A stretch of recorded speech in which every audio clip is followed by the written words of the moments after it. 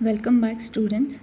So, in our previous session, we have understood what is compensation, what is reward, and why compensation and reward system is important in an organization. And we have also seen the various components of compensation. So, in this session, I'll be explaining the different types of compensation management and pay model.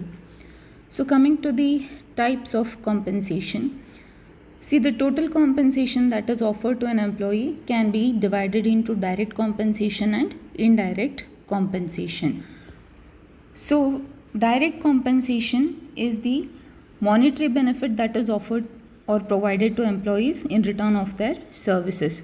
So, monetary benefits means salary, your wages, HRA, that is house rent allowances, any kind of conveyance, your travel allowances, medical reimbursement, any kind of bonus, special allowance, gratuity, PF. So anything that is in monetary terms, it is called as direct compensation.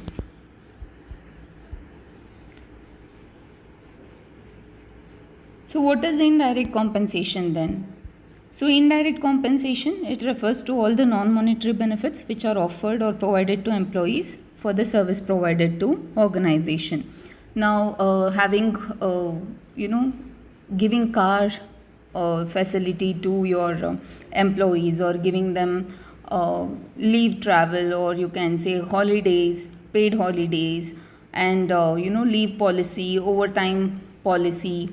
So all these things which cannot be measured, or you can say which are not in terms of money, which are non-monetary in nature, and which employees can do by themselves but employer is doing it for them. So such kind of fringe benefits, they come under indirect compensation.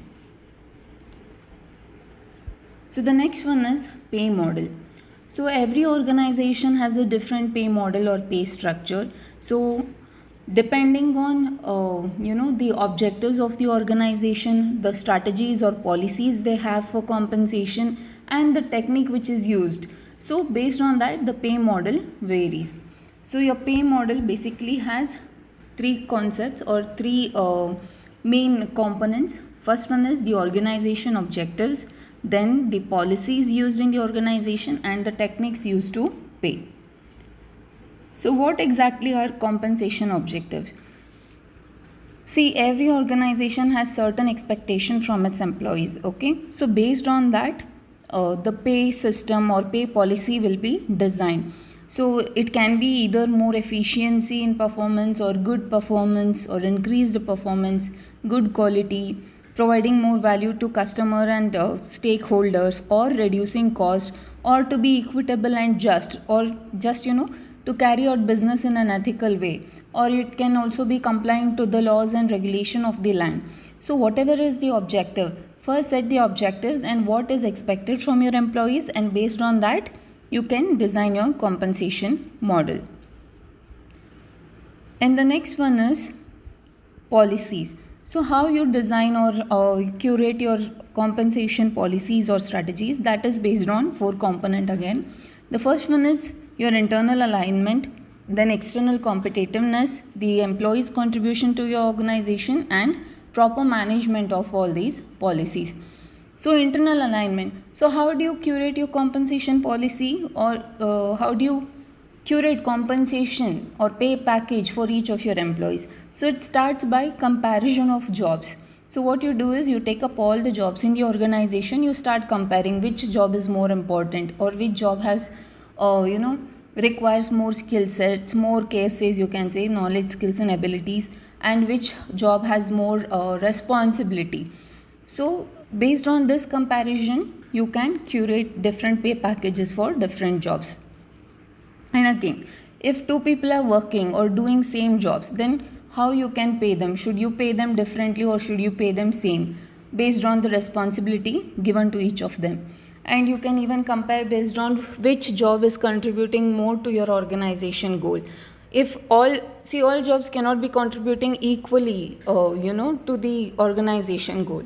So anybody who's taking the higher responsibility or contributing more value to the organization, so such job deserves more pay package.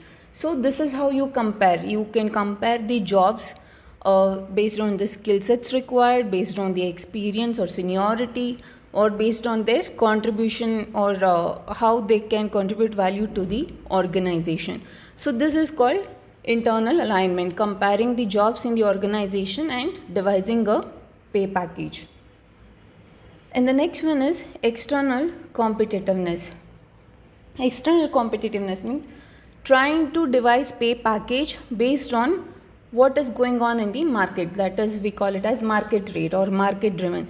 You survey your competitors' pay packages and make sure that you are at par with the compensation of your competitors. Otherwise, what happens if you are not paying equally well? If you're paying less, then you are going to lose out on eligible pool of candidates. People will obviously apply where there is good pay package or good salary. So you will lose out on, you cannot attract also, nor can you retain your employees for a longer time if your pay package is not competent enough with respect to your competitors. So that is one. And we all know recruitment, it is a cost incurring activity of human resource. So rather than investing time and again in recruitment, it is better to curate proper pay packages and retain the employees. It saves a lot of money and time. And the next one is employee contribution. Excuse me. So again, in employee contribution, here we are trying to understand which employee is contributing more to the organization and who is not. So based on that, we are going to curate the pay packages for them. And the intention here is to be just and fair to all the employees. It's like when we give group incentives. So what happens, hardly 2 or 3 members in the group would have worked hard for the project, but everybody gets the same amount of incentive. So that is not fair and just. So trying to analyze who is contributing more to the project or to the organization and who is not, and paying them accordingly. So that will boost employee morale also, and it will increase the performance also. Or sometimes what happens in your government sector or public sector companies, so the pay is raised based on seniority or experience, but in private it's not like that. Pay is increased based on performance. So this drives motivation and this increases morale in people rather than paying them based on seniority. So that is one way of devising pay structure. And the last one is management. See, no matter how good policies or how good strategies you curate for your pay, unless they are managed well, there is no use. You are not going to find the expected end result. So any greatest system that is there in the world, it is useless without competent management. So before curating the policies, before trying to implement them, we need to ask whether these policies can attract skilled people into organization or not. This compensation package will encourage them to stay back in the organization for a longer period or not. Is this compensation system going to be fair and just to everyone? And whether this pay system will be understood better by our employees or not. So it is very important that your employees understand how they are being paid and why they are being paid so much. So you should be able to justify it. Your compensation policy should be able to justify it. So these are the policies, or this is how the policies and strategies of compensation will be affected in organization. So the next thing is your pay technique. Pay techniques are used to devise new methods in payment structure within the organization. So what happens is your entire pay structure determines what is the relationship between the job and the skill sets and competencies among the organization and its people.